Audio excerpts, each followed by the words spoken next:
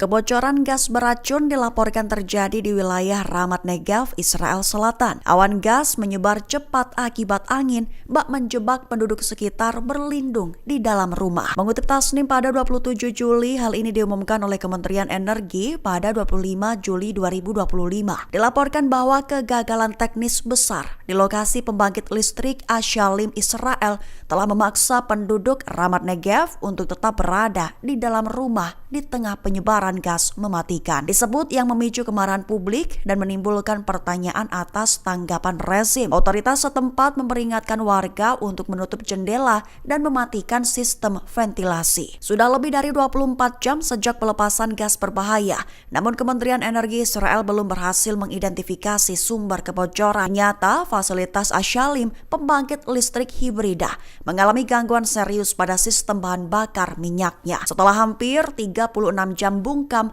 pihak kementerian akhirnya meminta maaf dan tetap mengimbau warga untuk tidak keluar rumah demi keselamatan. Belum ada laporan korban jiwa, namun situasi disebut berbahaya dan belum terkendali.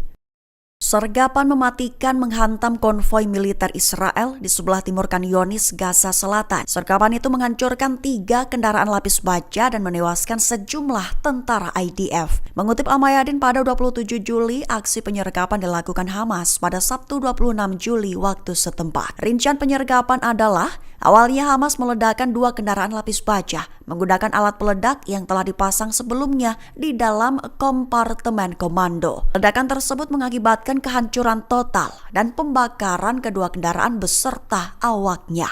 Kemudian kendaraan lapis baja ketiga terkena peluru Yashin 105 di daerah Al-Basan Al-Kabira. Ledakan dahsyat menyebabkan kobaran api besar. Lantas, untuk mencegah penyebaran api, militer Israel terlihat mengubur bangkai kendaraan di lokasi. Hingga kini militer Israel belum mengungkap jumlah korban resmi maupun identitas korban.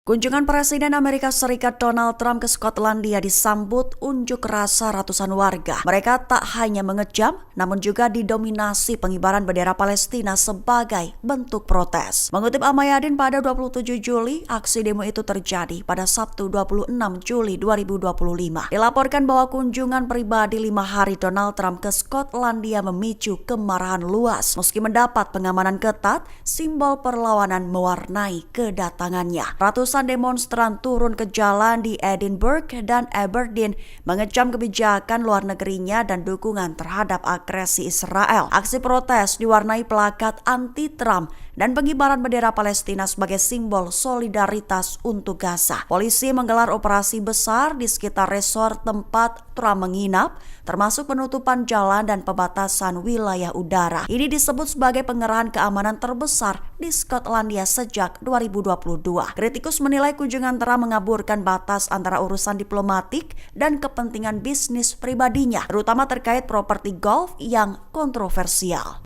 Pemimpin Revolusi Islam Iran Ayatollah Sayyid Ali Khamenei beri peringatan kepada musuh. Mengutip Tasnim pada 27 Juli, peringatan itu diutarakan Khamenei dalam pesannya pada Jumat 25 Juli 2025. Ali Khamenei mengeluarkan peringatan keras kepada pihak-pihak yang dianggap sebagai musuh negara, menegaskan bahwa setiap tindakan bodoh dan picik terhadap Iran akan berbalik menjadi bumerang. Ia menegaskan bahwa langkah-langkah sembrono dari musuh hanya akan menimbulkan kerugian besar bagi mereka sendiri. Ia juga menyebut bahwa Iran tidak akan tinggal diam jika integritas dan kepentingan nasionalnya diganggu, serta menegaskan bahwa kekuatan pertahanan negaranya siap merespons segala bentuk ancaman. Khamenei menilai bahwa banyak musuh Iran termasuk negara-negara barat dan sekutu regional mereka kerap meremehkan kemampuan rakyat dan militer Iran. Menurutnya, kesalahan dalam menilai kekuatan Iran justru akan mempercepat kehancuran strategi mereka sendiri. Pernyataan ini mempertegas sikap Iran yang kian keras terhadap tekanan asing, sekaligus menjadi sinyal bahwa negara tersebut tidak akan mundur dalam menghadapi provokasi militer maupun tekanan ekonomi.